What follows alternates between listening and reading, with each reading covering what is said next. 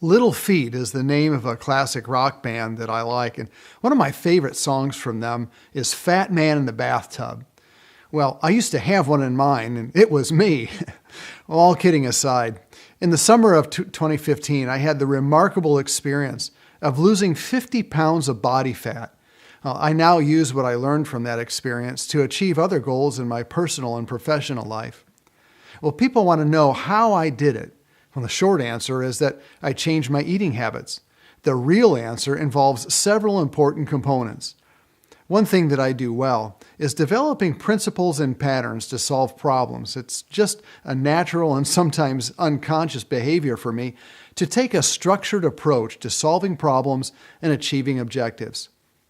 My weight loss success was so remarkable, I wondered if I could identify some principles that would be useful in other areas of life and business. I discovered 7 points that I want to share with you. Now, of course, this exact pattern won't solve every problem, but I think you'll find these principles to be very useful. First, I'll tell you what they are, and then I'll go through them one by one as I share my story and relate them to business. The first one is be prepared to think differently and take a new approach. The second one is establish a relationship with a reliable source of information. Number 3 is apply a sustainable pattern. Number 4 is measure what you can. 5 is celebrate your successes. 6 is stay accountable. And 7 is raise the bar. Well, let's start with number 1. Be prepared to think differently and take a new approach. Well, in truth, no one thought that I was fat, but I didn't like what I saw in the mirror. I knew that the extra weight I carried was hindering my performance, and not just physically, but mentally as well. My doctor gave me the standard advice: eat less and exercise more. Well, I doubled my morning walk and nothing happened. I tried eating less, but I just got really hungry. I knew I was going to have to think and act differently if I was going to see any kind of a change. Now, you've probably heard the saying that if you keep doing what you've always done, you'll keep getting what you've always got. Well, I began to suspect that my problem wasn't so much the volume of food that I was eating, but the kind of food. You know, the food industry makes products to be cheap, easy to process, and have a long shelf life. And maybe there's some stuff in there that's not so good for me. Well, that mirrors something that I discovered in my consulting work. You have to think carefully about the way you approach marketing tactics. Solutions that are developed for mass acceptance often have important flaws, so things don't always work as advertised. Here's an example. There are some firms that are offering low-cost websites for several different industries. They claim to be search-friendly, but they're actually using outdated and sometimes even detrimental methods. Here's another thing I've discovered. If you're going to grow or improve your business or any organization, you're going to have to change your mindset and your behavior. Here are 2 examples. You have to learn how to lead and delegate and stop doing so much on your own. You also need to start thinking long-term, take a structured approach, and stop shooting from the hip. Now, here's number 2. Establish a relationship with a reliable source of information. I'm part of a business group where people give presentations on a variety of subjects.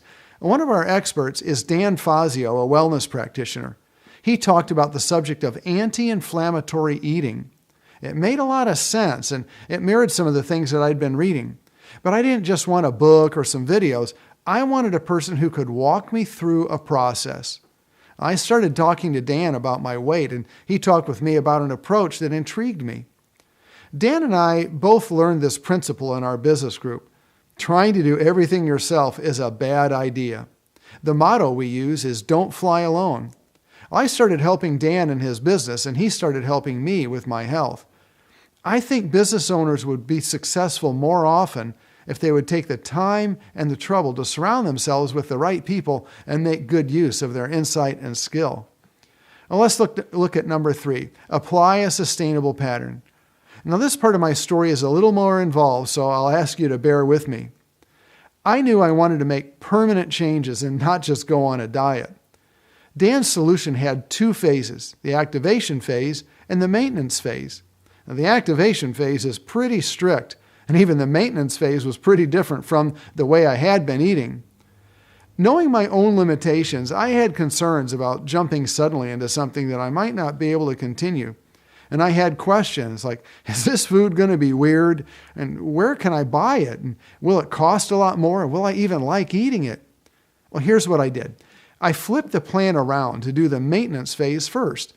I then made incremental changes, making new recipes and establishing new shopping habits. In a few short months, I had made sustainable long-term changes, eating food that I like and can easily buy. Then I was in a great position to start the stricter 3-week activation phase, and then I could return to the maintenance pattern without any trouble at all. So we dropped the hammer and started the activation phase. That's when the fireworks started going off.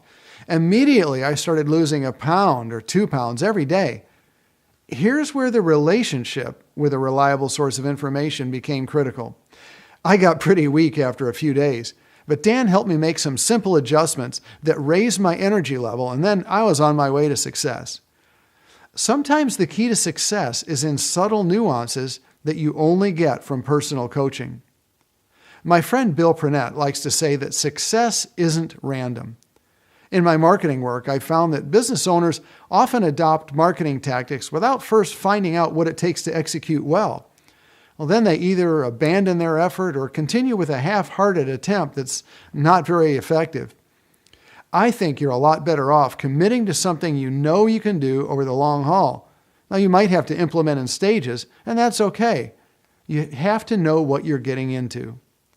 Let's move on to number 4. Measure what you can. My eating plan had very definite guidelines and involved measuring ingredients with a food scale. I also checked my morning and evening weight every day, keeping records in this little red book. So I measured both the activities and the results. Measuring my intake against clearly defined guidelines made it easy to maintain. Measuring my weight kept me motivated. Well, Dan also performed a regular urinalysis, checking sugar and ketone levels so that we knew what was going on in the background. I like to encourage business owners to have some kind of dashboard. I know that my next trip to Minneapolis, for example, will require me to follow a map, pay attention to mile markers, and monitor my fuel level. The same is true with your business. If you're going to navigate your way to success, you have to regularly measure various aspects of your business, both activities and results. Now for number 5, celebrate your successes. I'm grateful for my wife, who was a great cheerleader for me in this process. Whenever I would hit new weight goals in 5-pound increments, she did a happy dance with me, and that made the effort that much more worthwhile, especially when I had the occasional setback. I know the same is true in business. When you work toward defined goals and you reach those goals, it's important to find ways to celebrate with your staff. It doesn't take a rocket scientist to know that they'll become more motivated that way. Number 6 is stay accountable. My wife also served as an accountability partner, but I checked in with Dan on a pretty regular basis. Reporting my progress and occasional failures was an important part of my process. Knowing that I had to report in helped me stay on track. I think this is where a lot of business people miss the boat. We like to think that we just need the right idea and then we can run with it. But there's no shortage of good ideas. There is, however, a shortage of effective implementation. One of the biggest stumbling blocks relates to the fact that people easily get distracted by legitimate, urgent concerns, and then they fail to stay the course. Staying accountable keeps you on track. Finally, here's number 7, raise the bar. Before I started this process, Dan told me that I could easily lose 20 or 25 pounds pretty quickly. I was skeptical. Frankly, I was shocked at the results I got. I blew through my goal of 20 pounds and kept going, setting new goals. The 3-week activation phase actually turned into several months. After I lost 50 pounds, I then eased into the maintenance phase that I'm currently enjoying. It's important to take advantage of the momentum of success. When you've hit one goal, why stop? Go ahead and set a higher goal or a different goal. Don't just settle for what you've got. Keep your foot on the gas and keep going. What do you think would happen if you did that with your business? Well, I'm Steve Smart, and I hope that helps you.